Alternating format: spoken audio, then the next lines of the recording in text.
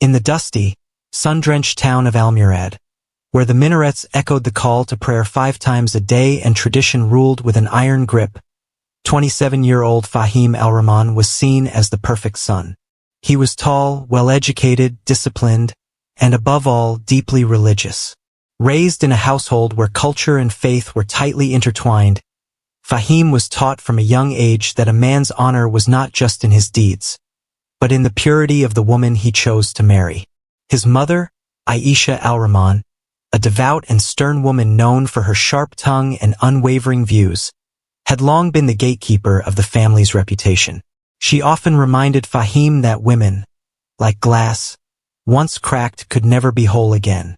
She preached that a wife must be untouched, a virgin both in body and spirit, on her wedding night, or she risked bringing eternal shame upon her husband. After years of rejecting proposals, Fahim finally agreed to marry when Aisha introduced him to Noura Salem, a quiet, graceful 24-year-old woman from the capital city. She was everything the al-Rahmans deemed ideal, modest in her attire, respectful in her speech, and from a family known for its conservative values. What they didn't know, what Noura couldn't bring herself to confess, was that she carried a secret, one she had buried deep beneath layers of guilt and fear. Years ago, as a young university student in Cairo, she had fallen in love with a fellow student. It had been innocent at first, just secret conversations and long walks on the Nile. But one impulsive night had changed everything. When the relationship ended shortly after, Noura had promised herself she'd never speak of it again. Now, she stood on the edge of a new life, chosen by a man who didn't know her full past, and whose values left no room for imperfection. The engagement was swift and formal. The families met once, exchanged pleasantries, and set a wedding date. Noura barely had time to process the whirlwind. In just 2 months, she would be a bride. Her mother whispered cautious hope into her ears. "He's a good man, Noura. Just be obedient, and he will treat you well." But Noura could sense the unease in her own chest. She had prayed for forgiveness every night, hoping her past would never surface. She wondered if Fahim, with his rigid sense of honor, could ever understand, or if he would see her as broken beyond repair. Fahim, on the other hand, prepared for his marriage like a soldier ready for a mission. He fasted, recited Quran, and prayed for a pious wife who would honor him. He saw marriage as a sacred bond, one that would begin, he believed, with his wife proving her chastity. And so the countdown to the wedding began. The banners were hung, the invitations were sent, and 2 families, one urban, one traditional, came together to celebrate what they believed was a union blessed by God. But beneath the henna and the silks, beneath the sacred verses and the ceremonial smiles, was a ticking time bomb, fueled by secrecy, expectations, and a brutal misunderstanding of honor. And as the days dwindled, Noura couldn't help but wonder, what would happen when the truth finally came out? The sun dipped low over Almurad, bathing the town in a golden hue as if nature itself had dressed for the occasion. The al-Rahman family home was a spectacle, walls draped in white and gold fabrics, the scent of jasmine and oud hanging thick in the air. Guests poured in by the dozens, dressed in their finest thobes, abayas, and kaftans. It was not just a wedding. It was a display of reputation, lineage, and piety. For Fahim, the day was more than a celebration. It was a culmination of everything he had been groomed to become. A righteous man marrying a righteous woman. His white sherwani, embroidered with silver thread, matched the pristine image he had carried for years. He looked regal, composed, and determined. In a room on the other side of the compound, Noura sat silently on a cushioned bench, her reflection shimmering in the ornate mirror before her. Her white bridal dress flowed around her like a river of silk, her hands adorned with henna patterns that whispered tales of love and fertility. Her heart, however, pounded with a deafening rhythm. She had spent the night before in tears, staring at the ceiling in her childhood bedroom, clenching a pillow to her chest. Her mother's soft voice had broken the silence. It's a new beginning, Habibti. Forget the past. Allah is merciful. But Noura wasn't sure Fahim would be. The ceremony was held in the town's grand mosque, an elegant structure with intricate carvings and blue-tiled domes. The imam stood between the two families, reciting verses of the Quran, blessing the union in the eyes of God. The nikah was finalized with signatures, handshakes, and solemn nods. The crowd erupted into applause. Noura Salem is now Noura Fahim Al-Rahman, the imam announced. The bride and groom exchanged their first glance of the day later that evening at the grand wedding reception. Hundreds of guests gathered in the lavishly decorated hall. The chandeliers sparkled like a field of stars. Traditional drummers and musicians played celebratory rhythms, while guests feasted on lamb, rice, and dates. Smiles were wide, and the air buzzed with congratulations and high hopes. Fahim barely spoke to Noura during the event, keeping his distance as dictated by custom. Yet, when their eyes did meet, just for a second, she saw something she hadn't seen before. Not affection, not desire, but expectation. It sent a chill through her spine. That night, after the final guests had departed and the music faded into memory, the newlyweds were escorted to a luxury suite at the Alcazar Hotel. A gift from Fahim's father. It was tradition. The first night as husband and wife was sacred. Fahim closed the door behind them, and the room fell into silence. For the first time, they were truly alone. Noura stood near the edge of the bed, hands trembling as she unpinned her veil. Her makeup, though flawless, couldn't hide the fear in her eyes. Fahim moved, slowly, methodically. He removed his watch, set his phone aside, and took a deep breath before turning to her. He smiled, but it didn't reach his eyes. "You're mine now," he said softly. Noura forced a nod. Yes. They sat side by side on the bed, neither sure how to begin. Fahim tried to break the tension with a short prayer, thanking Allah for their union. But as the night wore on, tension crept back in like a thief in the dark. Noura knew what was coming, and she knew she could no longer hide. She had hoped love might come before judgment, that gentleness might replace suspicion. But deep down, she feared that for a man like Fahim, purity wasn't just a preference, it was an obsession. As he began to undress, there was no warmth, no curiosity, only duty, like a judge about to deliver a verdict. When he reached for her, she froze for a moment, hesitating, not out of disobedience, but out of dread. They lay in silence afterward. Fahim got up, walked to the bathroom, and returned minutes later, his face pale, lips tight. There was no blood, no mark of purity, no physical sign that his bride had been untouched. He stared at her. She avoided his gaze. Then he whispered the words that would set everything in motion. "What did you do?" Noura's heart stopped. She stammered. "Please listen, Fahim. It was before I knew you. Years ago, He stood up sharply. "You lied." "No, I didn't. You're not a virgin." His voice was low, dangerous. Noura tried to reach for his hand, but he pulled away. "I didn't lie. I thought you wouldn't understand." And she was right. Fahim walked to the window, his fists clenched. Outside, fireworks lit up the night sky, celebrating a union that was already beginning to crack. Inside, a storm was brewing, one that would soon turn a wedding night into a crime scene. The silence in the hotel suite was no longer awkward. It was menacing, the kind of silence that felt like it had teeth. Fahim stood rigid near the window, breathing slowly, trying to rein in the fury building in his chest. Behind him, Noura sat on the edge of the bed, a bedsheet clutched around her body, her fingers trembling as she struggled to understand the shift in the air. Moments ago, she had been a bride. Now she felt like a prisoner. Who was he? Fahim asked without turning around. She closed her eyes. "It doesn't matter. He's not part of my life anymore. It was a mistake." I was young. I asked you a question. His voice was calm, cold. The words rolled off his tongue like an interrogation. Noura paused. He was a university student. It was only once. It meant nothing. I regretted it immediately.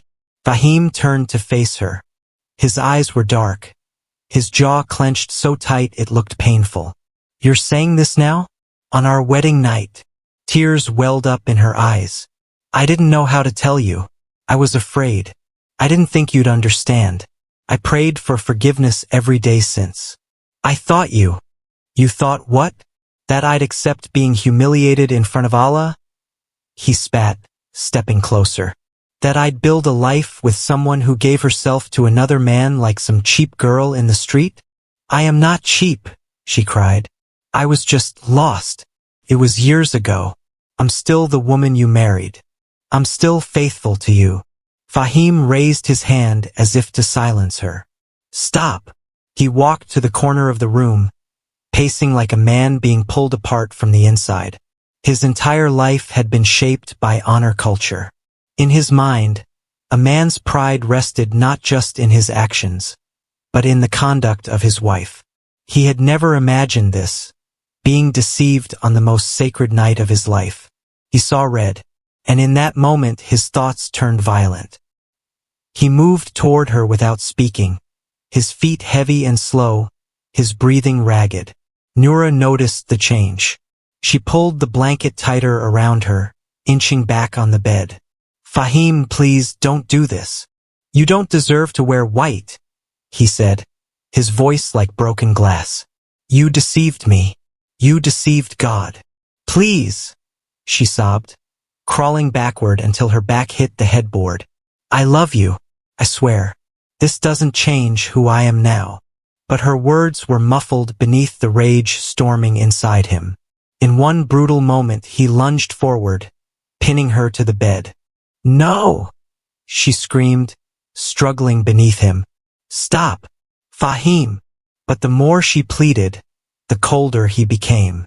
His hands, once intended to protect, became weapons of destruction.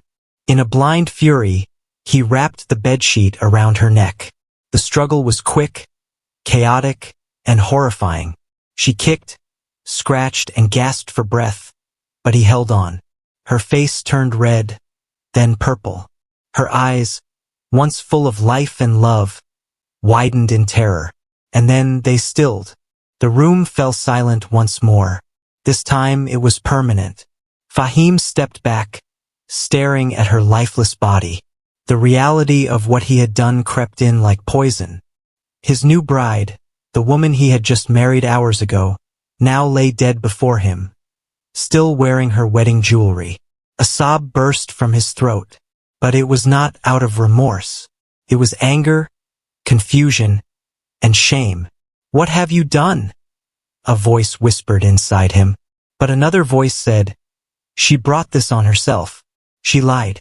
She dishonored you. In the mirror on the far wall, he saw a man broken, not by grief but by cultural obsession. Fahim didn't call the police. He didn't cry for help. Instead, he calmly got dressed, folded his prayer mat, and performed wudu, ritual purification, in the bathroom. Then he prayed, asking for strength, not forgiveness. He would later tell investigators he did what any honorable man would have done. But for now, in that suite soaked in silence and sin, a wedding night had become a grave. And Noura's body, still wearing her bridal bangles, was the price paid for a single moment of honesty. It was just after 7 a.m. when the call came in to the front desk at the Alcazar Hotel. The groom, Fahim Al-Rahman, had requested a car to the mosque for the morning far prayer. The concierge noted his calm demeanor, his polite tone, and the absence of any unusual request. There was no panic, no distress.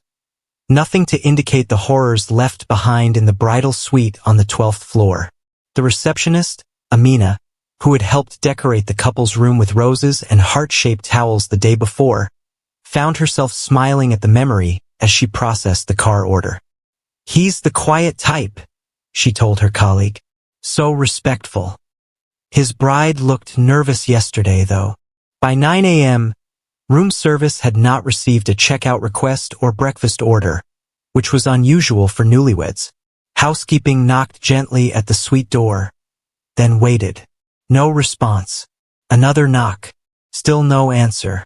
The staff member, a young woman named Rania, used her master key to crack the door open.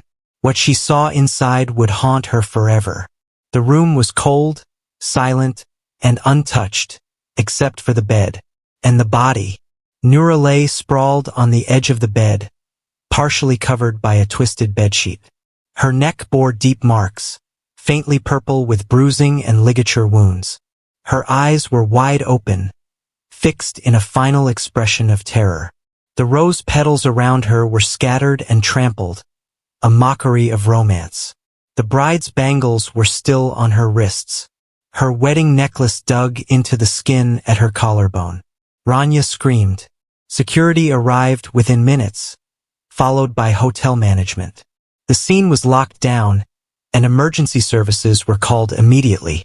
Police were on site by 9:45 a.m. Detective Kamal Hariri, a seasoned investigator from the city's Violent Crimes Division, took one look at the scene and knew it wasn't a suicide. The room bore no signs of forced entry, no signs of struggle from an intruder. Her phone had been turned off and placed neatly on the nightstand. A Quran lay on the floor beside the bed, open to a random page. The room whispered one thing: premeditation. The detective's first question was simple. Where is the husband? Fahim was nowhere to be found. Hotel surveillance revealed him exiting the suite around 6:23 a.m., wearing a clean thobe and sandals, prayer beads in one hand. He walked with purpose, took the elevator down, and exited through the lobby. No panic, no signs of fleeing. To the untrained eye, he looked like a man on his way to prayer. But to Detective Hariri, he looked like a man leaving a crime scene with a clean conscience. By noon, Fahim's face was broadcasted across local news stations and social media. The community that had just celebrated his marriage was now stunned by whispers of murder, betrayal, and honor gone wrong. At Noura's family home, chaos reigned. Her father collapsed upon hearing the news. Her mother, who had insisted her daughter hide her past, for the sake of a good marriage, sobbed uncontrollably. Noura's younger brother punched a hole in the living room wall, screaming curses at the television as reporters played clips of the smiling bride and groom from the day before. How could he do this? She was pure in her heart. She changed. She repented. Isn't that enough? For Noura's family, her past indiscretion had never defined her. She was a good daughter, obedient, kind, and loving. She had paid for her mistake with years of guilt and prayer. But now she had paid with her life. Detective Hariri, now leading the investigation, requested Fahim's phone records, financial transactions, and background checks. But the real lead came hours later, when Fahim himself walked into a police station in a nearby village. He looked calm, composed, almost relieved. "I did what I had to do," he told the officer at the front desk. He was arrested immediately. In the interrogation room, when asked why he murdered his wife, Fahim didn't deny it.